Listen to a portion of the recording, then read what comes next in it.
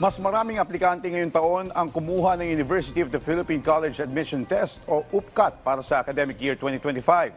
Ang mga kumuha ng pagsusulit, nagbahagi ng kanilang mga karanasan. Si Denise Osorio sa detalye. Rise and shine, Denise. Opisyal nang natapos kagabi ang UPCAT o ang University of the Philippines College Admission Test para sa academic year 2025. Mas marami ang mga aplikante ngayong taon kumpara sa mga nakaraang taon dahil sa paggamit ng online application ng pamantasang pambansa. Ito rin ang taon na kauna-unahang ginamit ang QR code para sa mga test permits ng mga estudyanteng mag-e-exam upang mas mapadali ang identity verification. Mas malayo at mas malawak ang naabot ng pamantasan ngayong taon, kung kaya't nasa humigit kumulang 130,000 mag-aaral ang inasahang examinees ngayong taon para sa academic year 2025. 2 araw ito. Nagsimula ito noong Sabado ng alas 7 ng umaga at tig-2 batch kada araw ang testing schedule. At dahil sa rami ng mga estudyanteng nag-apply ngayong taon, may mga pumunta rito nang hindi pa sumisikat ang araw tulad ni Joaquim at ang kanyang pamilya.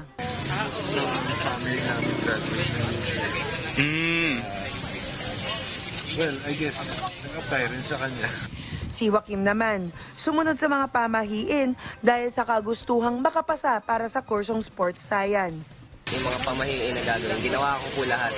Natulog akong may reviewer na katabi, kumain akong malagkit na pagkain, tapos yung bugutaw-hugasan yung ulo. Nakausap natin ng ilang mga magulang para makuha natin ang panayam nila tungkol sa bagong sistema ng UP. Ayon kay Katrina Nacion, madali at maalalay ang UP sa proseso ngayong online na ang application process. It was very madali para sa magulang. And siguro perfect din yung guidance ng school to make sure na yung parents very informed kung ano yung kailangan namin and kung kailan namin siya dapat ipasa.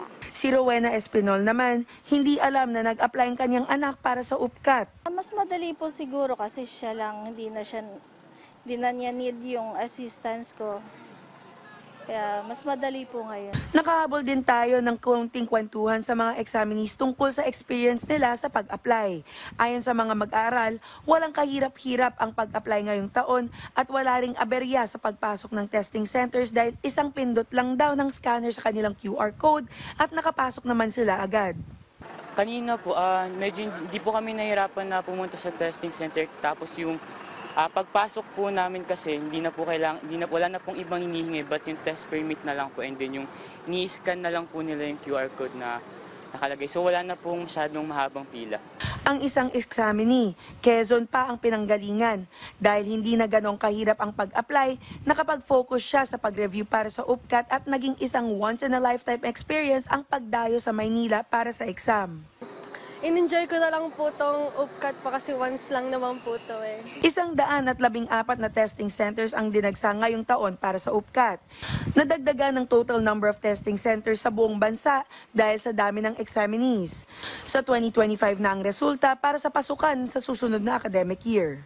Denise Osorio para sa Pambansang TV sa Bagong Pilipinas.